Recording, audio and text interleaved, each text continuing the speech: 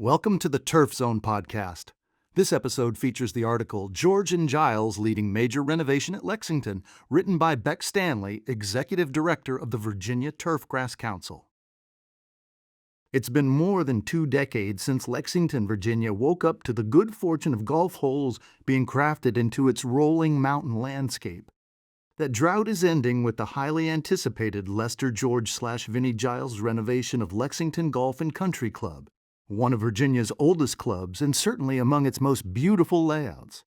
George is following the iconic Ellis maples, and the VTC was fortunate enough to visit the site in April to see the progress. George inherits good bones at LGCC, better views than any of his previous Virginia projects, and an intact ground staff that includes Peter Danaher and Kramer Johnson. The club will unveil in 2027 a new clubhouse, practice facility, the renovated Maples course, and even a new name, Trybrook Club, in homage to its original farmland roots. Trybrook will land in the realm of George's other notable Virginia projects like Kinloch and Ballyhack, probably right between the two. I italicize these courses because they aren't places. They are works of art, and although the former was better received, there is no question Ballyhack has had a major impact on golf tourism in the Roanoke region at the hands of traveling Dormy Club members hellbent on swiping plastic. This Lexington renovation, on the other hand, is a thoughtful collaboration of resources between the club and Washington and Lee University, mirroring how this is the first historic George/Giles course renovation collaboration. W&L's men's and women's golf teams succeed in the top tier of Division III. Last year, the men's team had the National Player and Coach of the Year and finished 4th. This year, the men finished 6th, and 2 players tied for 3rd place. The women finished 4th at the NCAA Division III Championship, the best performance in the school's history. I sat down with George, Giles, and Superintendent Peter Danaher to discuss the progress and how golf in Virginia continues to evolve to meet the needs of a growing, diverse game. At the VTC, we are certainly proud to be a part of that evolution as we continue to represent Virginia golf courses and golf professionals, both public and private, and to fight for the interests of the broader turf industry in the General Assembly. What drew us to Lexington's renovation was its Maples history, George's and Giles' participation, and the chance to witness the shaping and renovation process firsthand in a mountainous terrain. The first thing to notice is the tree removal. More than 2/3 S were removed to make way for higher, longer tee boxes and open up broad mountain vistas, but it also restores the original agricultural look of the property, and as so many legislators and industry outsiders forget, turf is agriculture. Golf courses protect land and natural environments, prevent erosion, and steward water resources in a way no housing or commercial development ever could. George and Giles seem to enjoy the nuts and bolts of renovating golf courses, like a Twain character tricking everyone around into thinking that whitewashing a fence is fun. But in reality, and beneath that appearance, and far separated from the benevolent forces making such projects happen, are 2 committed, serious minds collaborating, yearning for legacy, blending engineering and playability with how young players might see this game 50, 100 years from now. Of course, that all comes with making the course fun and playable for all skill levels. The many retiree members of Trybrook will appreciate the attention George and Giles have given to making the course adaptable. The course will be enjoyable from 7,100 yards all the way down to less than 4,000, George commented. At almost every turn of our tour, both murmured aloud thoughts on making shots longer, landing areas tighter, pushing both the game and the course to be more.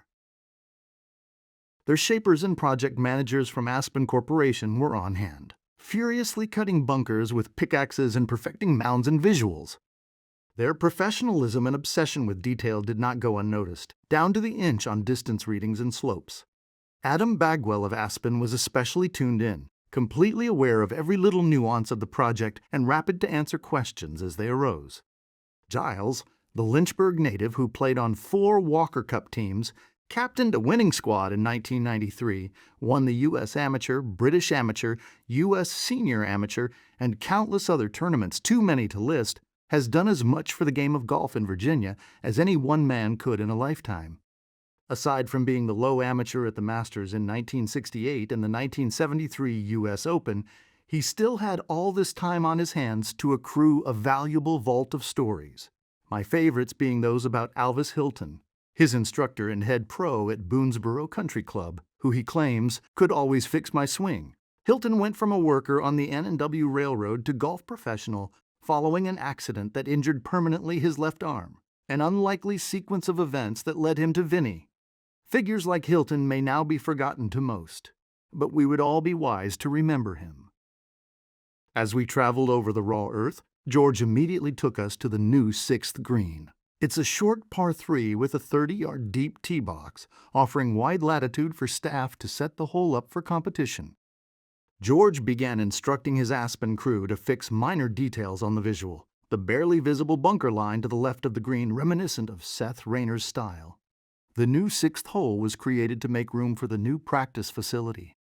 It gave us this great opportunity to build a Rayner/McDonald template hole known as a Biarritz.